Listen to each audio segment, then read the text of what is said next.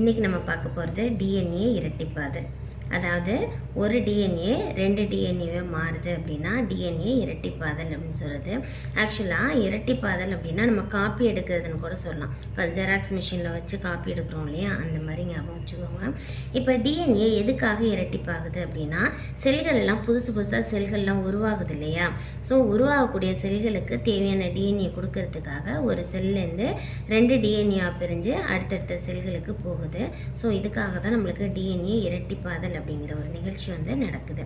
இந்த டிஎன்ஏ இரட்டிப்பாதல் 3 கோட்பாடுகளை பின்பற்றி நடந்துட்டுருக்கு. இப்போ டிஎன்ஏ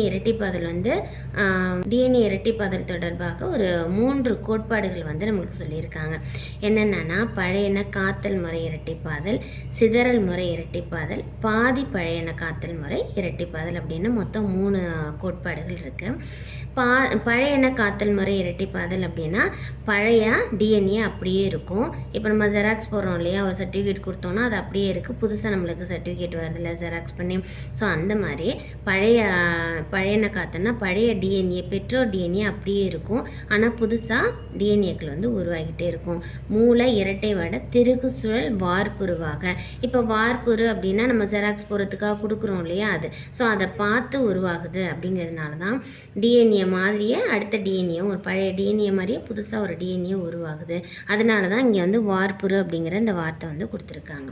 ஸோ பழையன காத்தல் முறை ஒரு மெத்தடு. ரெண்டாவது சிதறல் முறை இரட்டிப்பாதல் அப்படிங்கிறது நடக்குது அப்படிங்கிறத சொல்கிறாங்க. சிதறல் முறையில்னா என்ன அர்த்தம், உடஞ்சிருது அப்படின்னா. ஸோ பெற்றோர் டிஎன்ஏ உடஞ்சி போயிடுது. உடஞ்சி தனித்தனி பீஸாக இருந்தாலும் அது ஒரு வார்ப்புருவாக பார்த்து என்ன பண்ணுதுன்னா புதுசாக ஒரு டிஎன்ஏ உருவாகுது. அப்படின்னா அதுக்கு பேர் சிதறல் முறை இரட்டிப்பாதல் அப்படின்னு சொல்கிறது.